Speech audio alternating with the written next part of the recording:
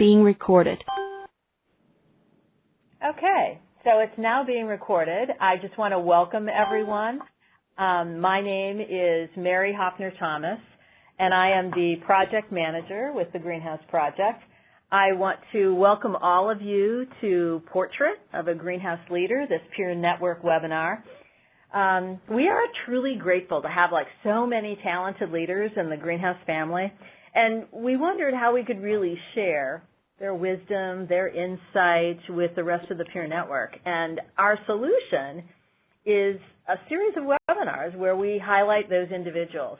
And so today we begin with our first, and we hope that you'll let us know if you like this format, if you have any ideas to actually make it better. And so we thank John Ponthie, who is going to be our first person. And so we welcome you, John, to this Peer Network webinar. Thank you. Glad to be here. Yes. I'm going to let you all know that we're going to ask you to hold your questions. So Rachel right now is going to actually put everyone on mute so that you will not be able to ask questions, so don't be discouraged. The one thing that I want to let you know is that during the interview, if you want, you can actually type in the chat room, which Frank has just done, sent a message to John. But during the interview, if you have questions, you can either write it, jot it down wherever you're at, or you can actually type it in the chat room, and we'll have that ability to go back. All guests have been muted. Okay, so we're back. I just want to go ahead and give you a short introduction to our guest. John actually earned a Bachelor of Science degree in Business Administration from Louisiana State University, or LSU, a Master of Health Administration degree from Tulane University. John's professional healthcare career spans over 25 years and includes 16 years in hospital administration. He is one of the founding members of the Southern Administrative Services, LLC. It's a progressive long-term care operating company with 26 affiliated nursing homes in Arkansas, including 2 greenhouse campuses, which you see on the slide. John has served on the board of directors for the Arkansas Healthcare Association since 2007 and serves on the Multi-Facility CEO Council for the American Healthcare Association. His hobbies include flying and sports, and also spending time with his wife and his 3 children. So it's a beautiful family picture. But I have to say that, John, I don't think I've met another adopter who's a pilot. And so I'm guessing that that's kind of like an interesting hobby that you have. It is indeed. It was born of necessity, just having to get to so many sites and knowing that at some point I was going to wreck myself on some highway in Arkansas for failure to pay attention to the highway. And so I was a very reluctant pilot, and I got to tell you, who knew it could be that much fun? It is a lot of fun, but it's also very efficient. It's truly a time machine in terms of getting from one place to the next efficiently. So I've enjoyed it. It's been a fun part of kind of an expanded hobby. And I love the picture. I mean, obviously you're both having a good time. Indeed. The family enjoys getting places fast too. So I bet. So let's start where most people like to start, which is really how did you get into this business?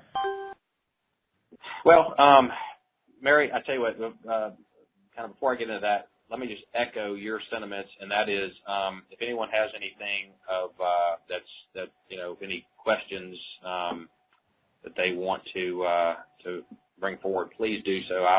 I want to make this as informative as I can.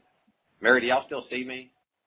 We do not, John. I'm glad that you mentioned that. Rachel just sent you a little message. How about that? Did it? No? we're not. Let's do it. Oh, hold on. There you are. You are now There you back. go. Excellent. For some reason, Okay, it great. disappeared. That's my local technology. But anyway, I would love to answer any questions, and I'm one that believes that no one has all the answers, but the more people that you hear from, and that's why I'm pleased that you guys are hosting this series, the more people that you get opinions and thoughts and experiences from, you can form your own conclusions and use them as you will. And so I'm pleased to answer. I have no secrets. I have nothing that I won't share. So please offer any questions.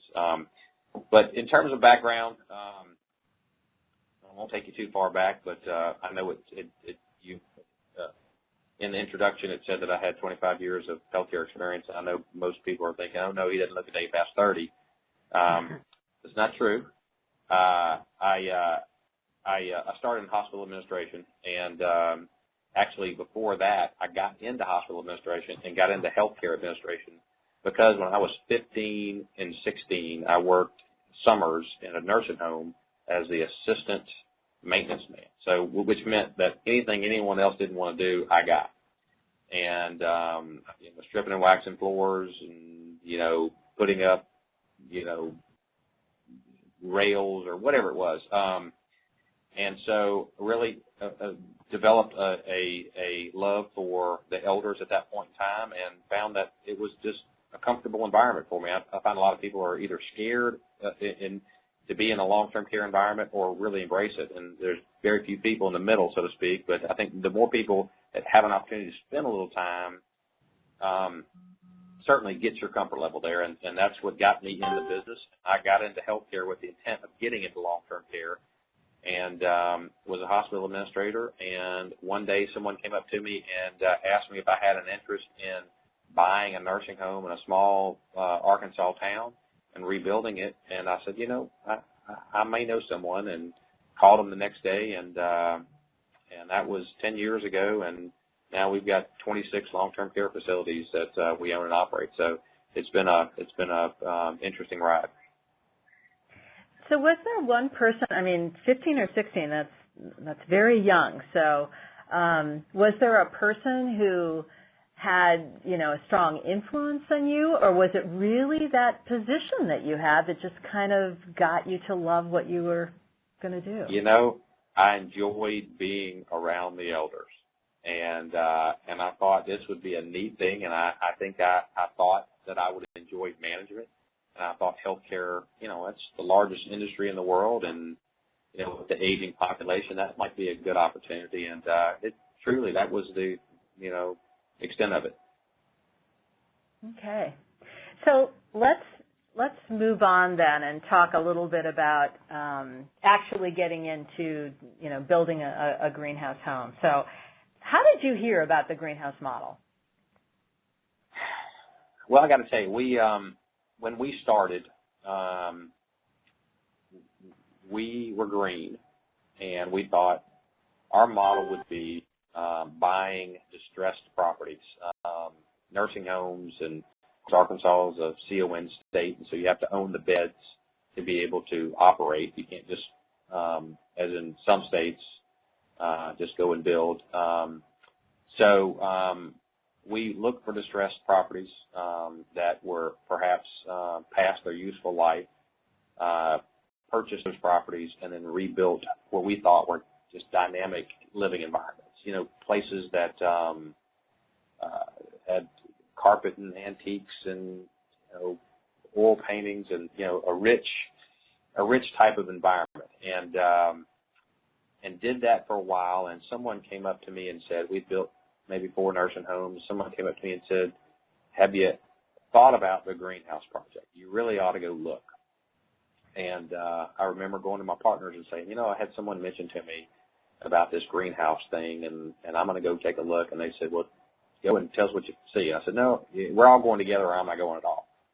And I honest to God believe that it was fate, that we all got in the car together and drove 7-8 hours and experienced it for ourselves, and we're all speechless. And we thought, the thing that we all battle and I'm a very proud owner of traditional long-term care facilities.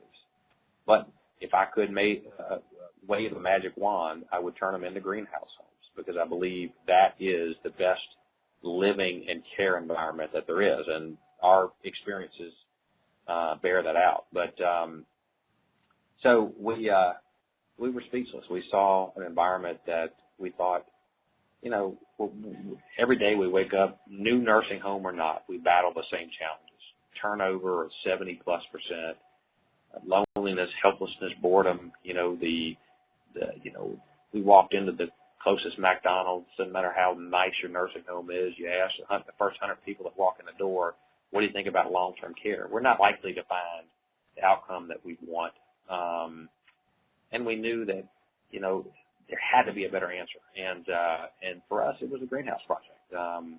We got back to the state of Arkansas and we said, we're going to do this. I went and visited the director of the Office of Long-Term Care, Carol Shockley, and I said, Carol, you know, I've seen something that I got to believe is superior, and I'd like to do it in Arkansas. And she said, John, I saw that 6 months ago, and I was blown away.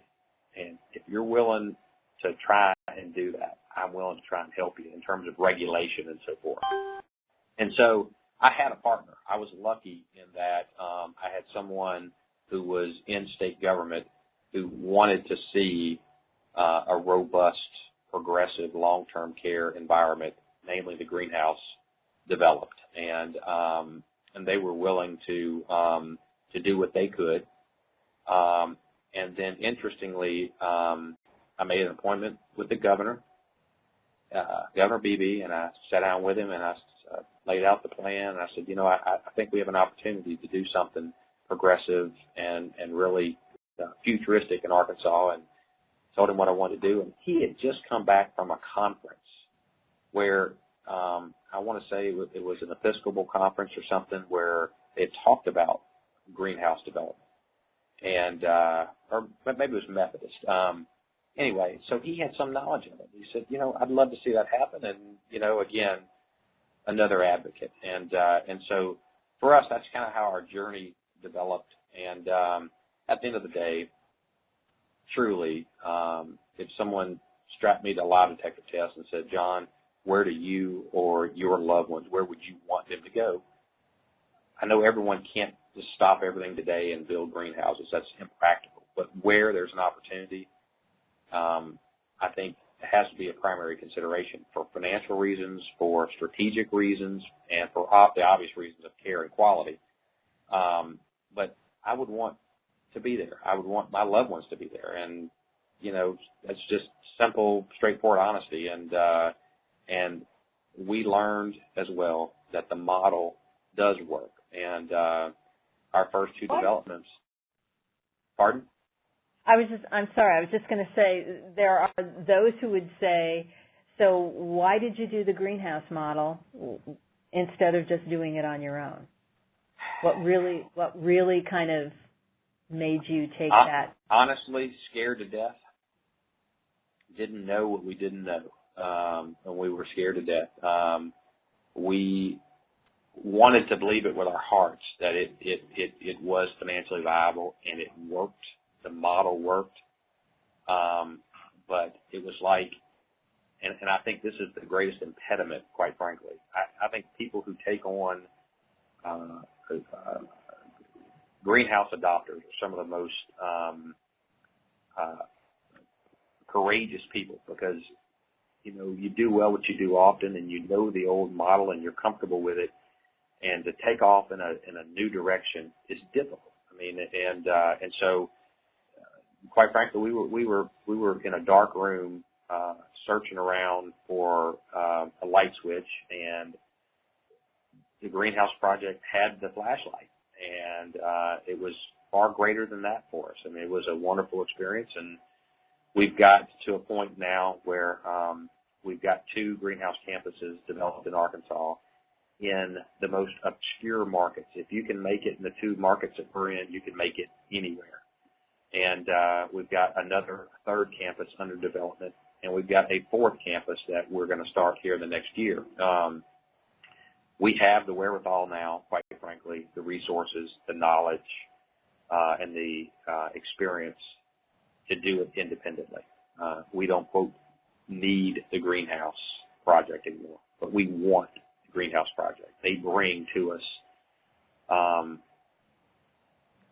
only the training and the education, but the credibility and the stamp of approval and, quite frankly, a pride of association. And I think kind of developing that pride, and I know developing the culture is still a critical element. Developing and sustaining the culture is a critical element to the success of any greenhouse adopter. And I think the Greenhouse Project helps us to do that, quite frankly. So let's move a little bit then when you talk about that and adopters do, wonder about it.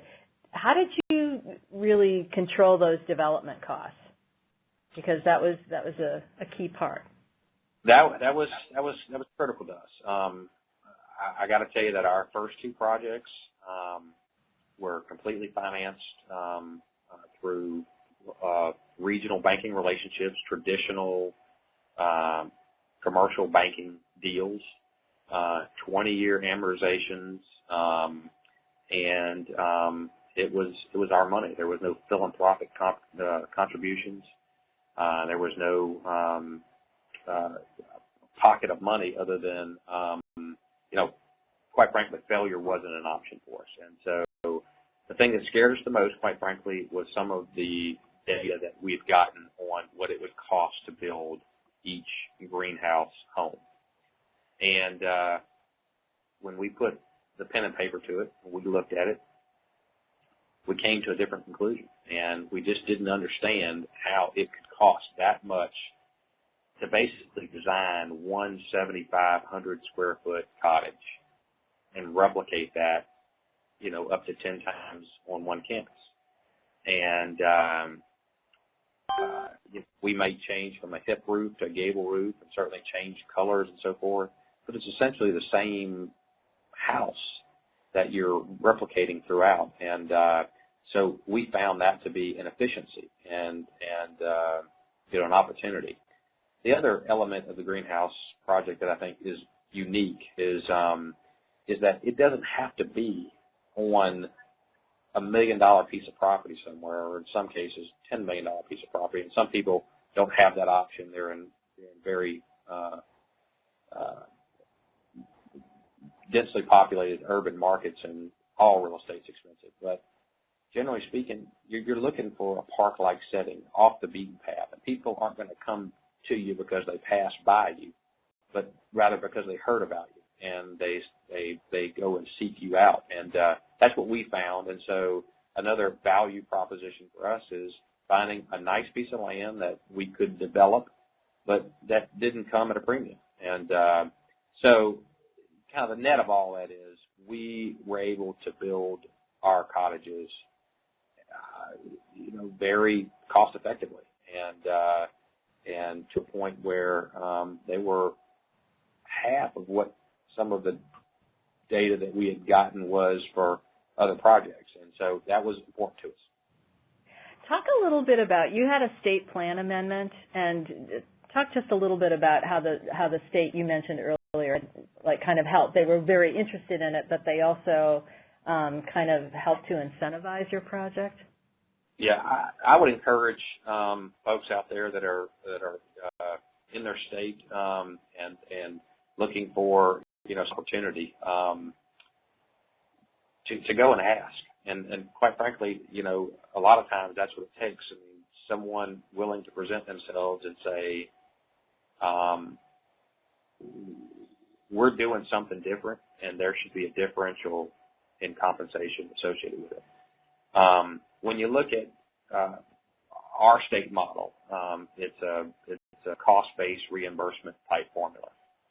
And basically the state factored in a value for a new nursing home at around $44,000 per bed. And that doesn't touch what it costs to build a greenhouse model. And so we went to them and said, since it's costing us a lot more, and since we think you will realize the value, why don't you pay us $65,000 a bed or factor that into the cost formula on what the Medicaid rate is going to be. And at that point, the governor said, I'm willing to do our share, but it's going to take a state plan amendment, and you're going to have CMS approve that at the federal level. And so we had hunkered down for, and the state agreed to write the document, and they did, and they sent it forward to CMS, and we were expecting a 6-month at best reply.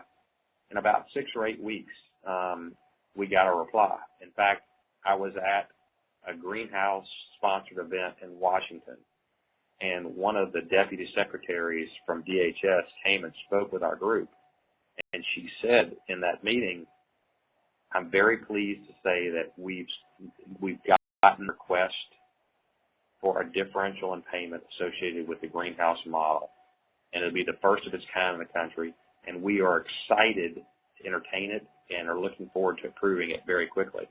And I remember looking at my colleague going, I think she's talking about us. And in fact, she was, and in 8 weeks' time, 6 to 8 weeks' time, we got CMS approval, and they were giddy.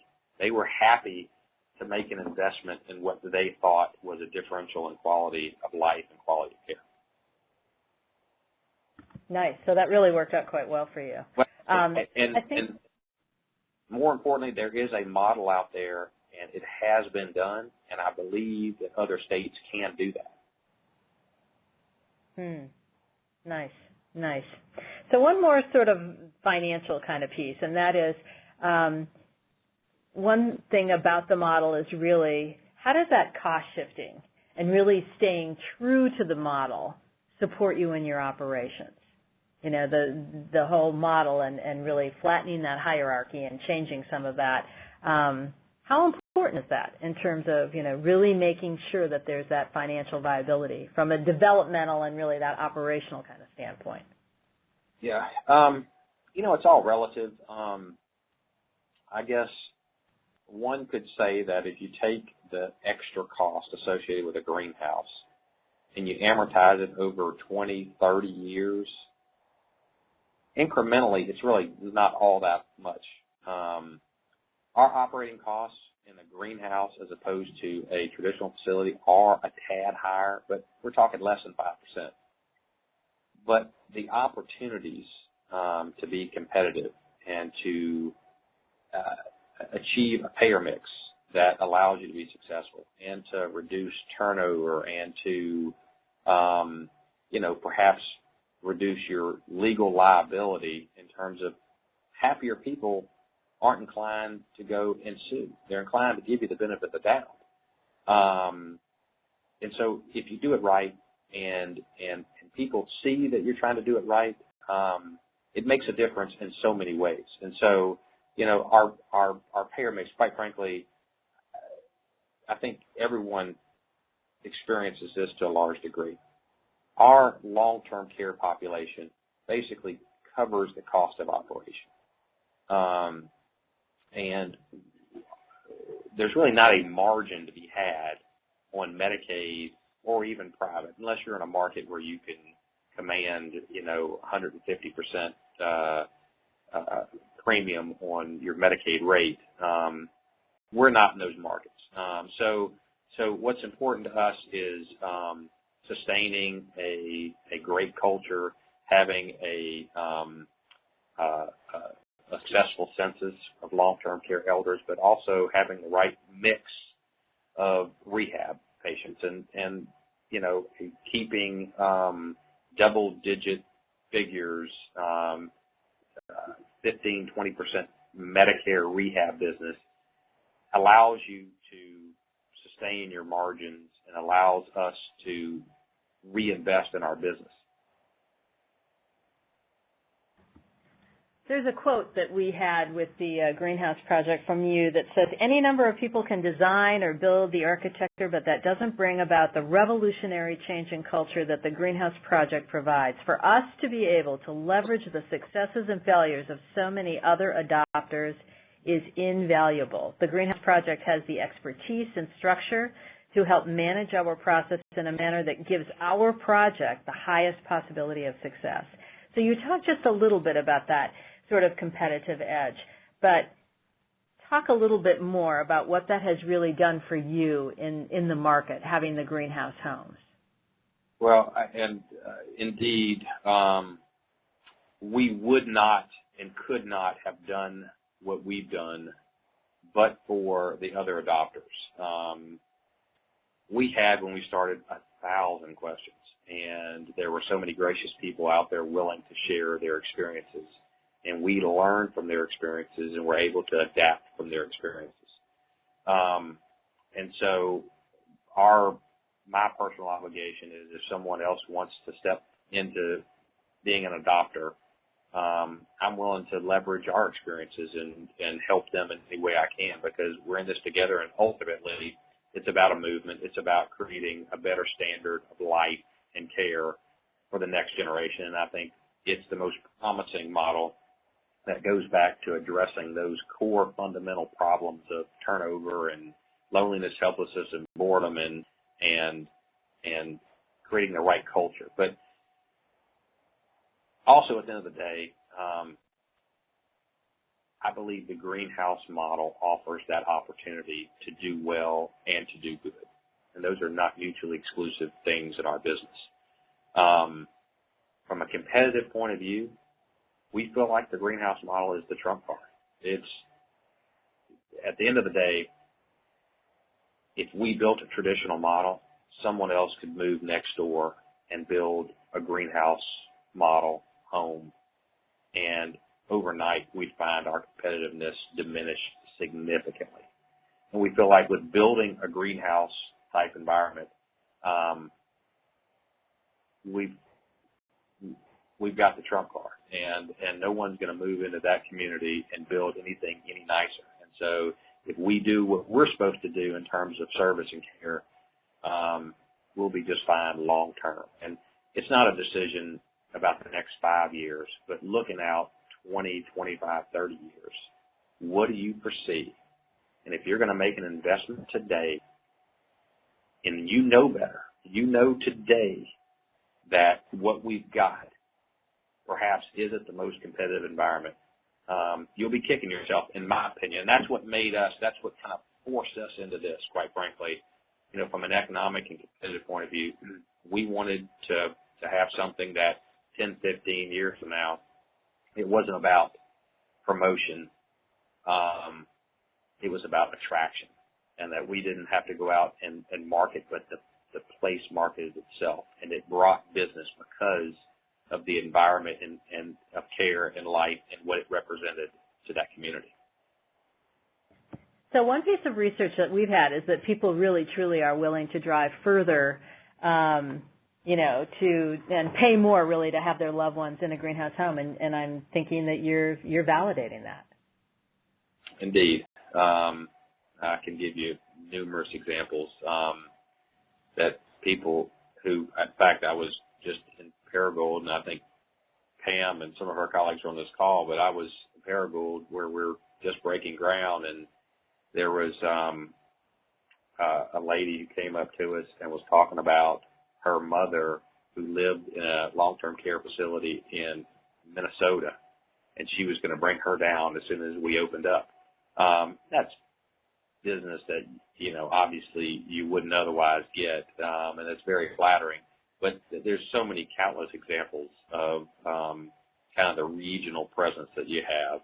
And quite frankly, the hardest thing is just to get people to come and see it. Once they see it, they got it. I mean, it's undeniable, and it is its own attraction. So, it's got far-reaching appeal. So the picture that we're showing now is of, a variety of staff members that you have, and I believe that you feel very strongly about making sure you have the right people in those homes. Talk about that. Well, I got to tell you, we learned that the hard way, and I think everyone on this call would probably freely admit that unless and until you have the right people and the right leadership, you're going to have a long road to hoe. And creating the right culture and sustaining that culture is absolutely critical. And it's a nebulous thing, it's a subjective thing, but creating an environment of goodwill where you're not running a police state, but rather you're running an environment where people give and receive goodwill, and they feel a sense of pride and a sense of obligation that's greater than any task lists. You're not policing productivity and policing performance, but when your back's turned, most everyone is doing the right thing. That is when and how you know you've achieved a level of success. And those folks that you see pictured are the lifeblood. They are. And without them, I've got the easiest job. They've got the hardest, but they are amazing, amazing individuals, because it's not easy to run a greenhouse environment. That's one of the fallacies, perhaps. If I were to name one fallacy that, in time, it's easy. It's never easy. Long-term care, you're still dealing with frail, elderly people, but if you create the right culture and that culture builds in time, it does get easier and easier, but it never is easy. They always have to stay on top of it. But we've got some great folks, and that is, in fact, the key to everyone's organizational success. So talk just a little bit, when we take the staff, then talk a little bit about outcomes, because, the current healthcare sort of situation, the rehospitalizations, the kinds of things that are happening with healthcare reforms. Talk about what you've experienced there then. You have good staff, then you have good outcomes, good care?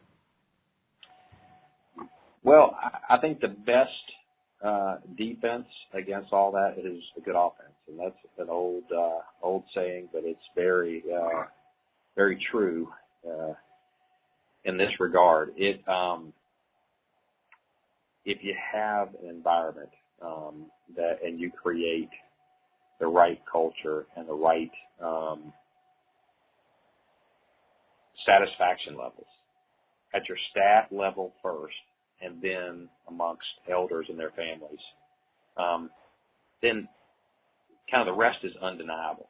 And as managed care companies and as others developing ACOs look to your data, you're going to have a higher, your clinical measures are going to be better, your rehospitalization is going to be lower. That's what we've experienced. And they're going to be hard-pressed to leave you out of networks. And so when you can plant your flag at the top and you're recognized as a market leader, that's the best that you can do in terms of positioning yourself from a payer point of view. So let's just finish this up with kind of your legacy. What are you thinking about? So if we opened up your memoir on your chapter for the greenhouse, how would it read? How would it end?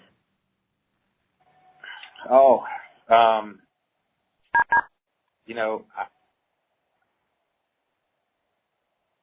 I would love to be a part of what I consider to be one of the most credible and important long-term care movements, and I mean that very, very sincerely. And to take it from someone saying it's unsustainable financially, or you can't do this and you can't do that, well, you can. You just want to. And we are living proof that the model in small markets can be very successful, and I'd like to be able to do our part to sustain and grow that. Now, I think I've lost my think I've lost my connection here. We did. We're not seeing you right now, John. Let's see if I can get you back. But I would love to see at some point us have double-digit numbers of greenhouse campuses that we operate, and I think that's very achievable. And if you manage your costs on the front end and you have reasonable debt service, you hire the right people, and you create the right culture, the economics work. I think through that there'll be a lot of competitors that look to the greenhouse project and other similar type small house movements and say that's the future, and we got to do it that way. Well, thank you so very much. Great insights. I think now what we'd like to do is just kind of open it up. We need to, I think, unmute your phones.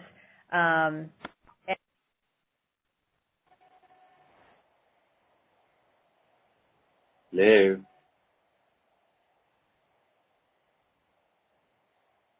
All guests have been muted. Okay, so all guests have been unmuted. Okay, so I think that all worked. We weren't quite sure how that was going to happen. So does anyone out there have a question?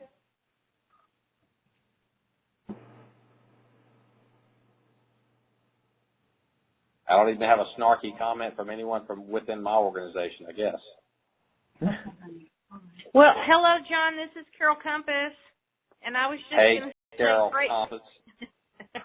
I was just going to say great job, and to let everybody know that I work with John. I'm one of the nurse consultants that works with our nurse consultant group, and one of the things that's exciting about what John shared is our new focus on working on new quality measures to align with the new QAPI regulation for our greenhouses that we hope to share in the future, and certainly share a lot of the insight and visionary with John. I became an Eden Associate in 2006, and very excited to join this organization with 2 greenhouse campuses and more to come.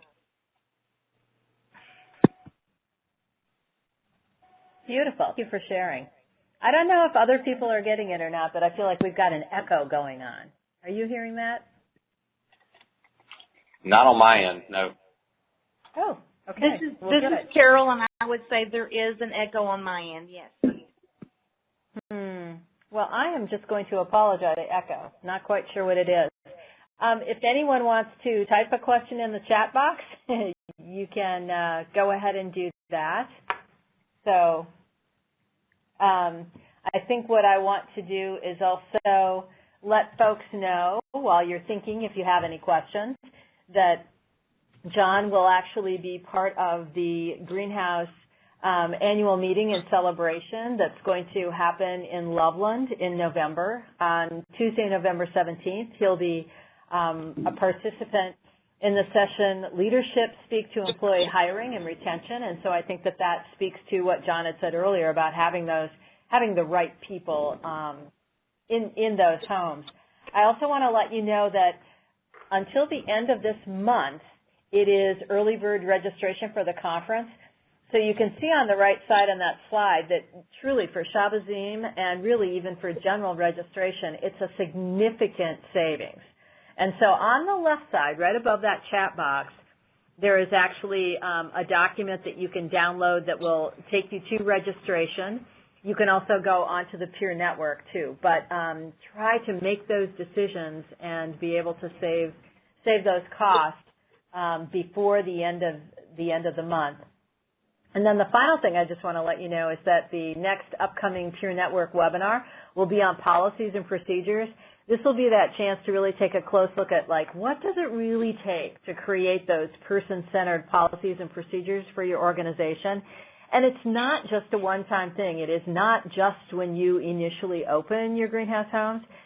This is like those policies and procedures are a living, working document. And so taking them out, making sure that they're addressing what they need to address, all of those kinds of key elements we'll be talking about. And Project Guide, Claire Lucas will actually be leading that session, and I believe we'll have some adopters who will talk about it. That's on Tuesday, September 29th at 3 o'clock. So I see that Chris has actually typed a question in the chat box, and he says, John, have you, oops, someone else is typing one too, hold on. It says, John, have you ever investigated the financial feasibility of converting one of your existing traditional facilities into a greenhouse home? Yes, doing that now, actually. It's something that's come on our radar screen recently, and I think the greenhouse model fits very well with the purpose and intent of those new market tax credits. They're hard to get. A lot of people interested in using them. There's a lot to it. It's like everything else. There's no free lunch out there.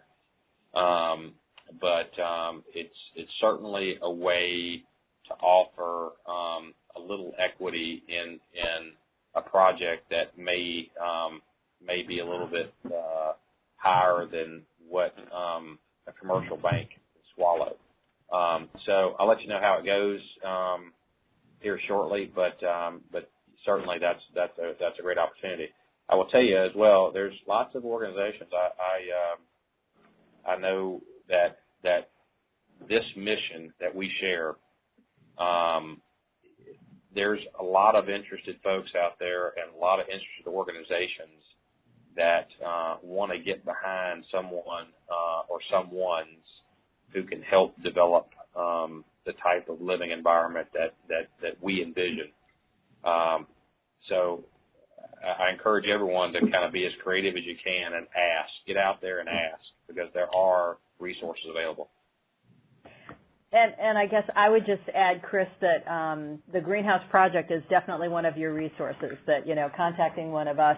John, talking about that, I mean, one of the products and pieces that we work with adopters is a legacy blueprint process, where it really helps take someone through that process, usually if they've already built greenhouse homes or they're in that process. And so the legacy blueprint process actually helps you to align with those core values and practices for the greenhouse home. So as John said, it's that, each organization is different, and then to just reach out and ask is the best.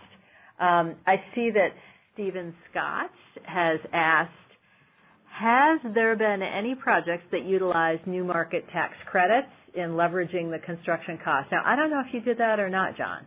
Did you? No, that's what we just spoke to. No, we are exploring that option, but haven't done that to date. No. And I'm trying to remember. I'm not the best, so it's probably I would really need to get back to you, or maybe Scott from our team could get back.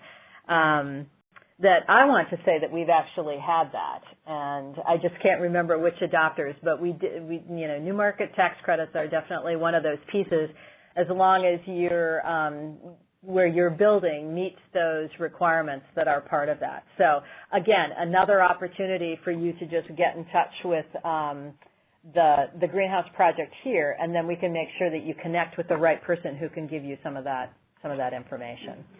So Polita says, hi, John, it's Polita from Belmead. Wonderful job. Everyone here is excited about greenhouse homes, and we have one resident that asks for you daily. The residents hate to see the rain, which we are getting a lot of today. They are ready to get moved in. They are. They're chomping at the bit in Paragould, but we're excited about that. Okay.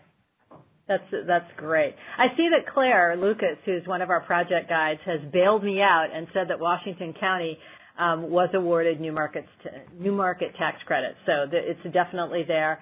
It's my understanding that Loveland and also Leonard Florence Center for Living, they also did too. So we definitely have some history with that, and we definitely have folks within not only our team, but folks that we work with who can really kind of speak to that issue. Anything else out there? I saw a question, Mary, about converting and the feasibility of converting an existing traditional facility into a greenhouse. There's so many assets tied up right now in traditional facilities. There's got to be a better way, and I would dearly love an opportunity to work with a creative architect to take a traditional facility and do as much as you can. Now you can't do straight up greenhouse in a traditional building. It just doesn't work. But about 80% of the learnings from a greenhouse and the culture and the quality of life elements, culture change elements, work in a traditional facility. And you can leverage the heck out of the knowledge and do a lot more in traditional facilities than I think anyone's ever really envisioned. So just have the willingness and the creativity to do it. I do think there are some facilities that are well positioned to be converted into a much better living environment. But I think the financial feasibility of doing, real legitimate greenhouse is almost nil. That's my opinion. Okay, and we just actually added a little piece in there, Chris, talking about if you were referring to retrofitting, that really our experience really is that it's often more expensive to really do that retrofit. But again, it's always that kind of piece where you explore. Our leader, Susan Frazier, Ryan, always says, it depends. So I say explore, talk to someone on the team and see what options are available. So always willing to discuss and explore new ideas. So, okay, and Chris is, I think, typing again. So, appreciate everyone being on. Certainly hoping that folks will be able to go to the annual meeting, which would be great. And I think it should be very good, and I think seeing the Loveland homes will be great. There are 6 homes there, so again, that's another really good experience that you can have by attending the conference and getting to see them. So I'm going to put you on the spot, John, and say, do you often go to the Greenhouse Conference? Is that something that you always go? I do. I was there at the first annual and the second annual, and what annual we just had last year in Memphis? What was it? The 7th. 7? Yeah. My Lord. So this year will be the 8th. Yeah. So yeah, I've made most of them, and it's always been a wonderful networking experience. And even, you talk on things that are directly applicable and that you can go and apply to your operation, but just being able to engage in creative think and what other people say may not be directly applicable, but it has some application. You can go back and be able to utilize that back in your operation. It seems like I always be there with a dozen great ideas. I totally agree. It's just a great way of connecting with people.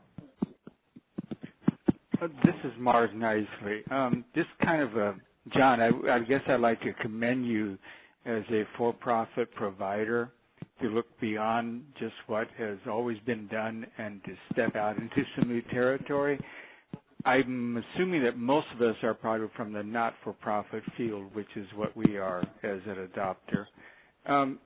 So I'm wondering if you have any reflection on how it's different for a for-profit provider from a non-profit provider, anything that us on the not-for-profit should be learning from the for-profits? It's kind of in focus, but it's just a kind of a general question, I guess. Yeah, my opinion is, and for whatever it's worth, that if we want to make tremendous strides in the greenhouse development, we're going to have to break into the for-profit arena. and demonstrate that it can be done robustly and with a degree of financial success that rivals that of a traditional model, and it can. I'm here to tell you it absolutely can. The difference between our operation and that of a nonprofit developer is, for us, failure is not an option. We had to look at it from a critical point of view, and I don't mean this disrespectfully at all, but the best and worst thing about the nonprofit is the same thing. No one owns it. And so there might be people that have accountability, but at the end of the day, it's about the efficient utilization. And I've always said it's not, what you build is not as important as that you build. And I think people get caught up in creating perhaps the perfect design, and there's a lot of different designs out there, and spending a lot of money on fees and unnecessary development costs that could go into making a project that would otherwise be unfeasible productive. And so I think, payer mix is critical. Making sure that you have all the financial marks that represent the industry, whether it be RUG scores, percentage of Medicaid, percentage of Medicare, Part B, and that you're hitting those metrics. That's critical, and you can do that and still serve your mission and do it very, very well. I mean, we have a very high Medicaid utilization in the two markets that we're in for greenhouse. We're fortunate in Arkansas to have a reasonable Medicaid rate, but you can serve Medicaid, you can serve a reasonable percentage of Medicare, private, but you have to be attractive to rehabilitation patients, those folks transferring from hospital to home. And what greater way than having a greenhouse? I mean, the greatest issue that you find out there is you have families saying, Mom doesn't want to go to a nursing home. And you can tell them, oh, it's not a nursing home, it's a wing of a nursing home. And it's still an uphill battle. But if you have a greenhouse cottage that is dedicated to rehabilitation, that's truly short-term transition from hospital to home, I can't imagine that's not a competitive advantage in every market that everyone operates. It's just, it's a trump card. Well, again, thank you so very much, John. I feel like we're getting a lot of interference, I guess, on this. Thank you so much for your time. Appreciate your insight, your wisdom. I want to thank everyone who listened to the call. And again, this is just let us know if you like this format. We're looking to see ideas. We'd like to maybe try to highlight a few other leaders like John Ponthie. So thank you again, John, and have a good rest of the week, everyone. My pleasure. Good talking to everyone. Thank you.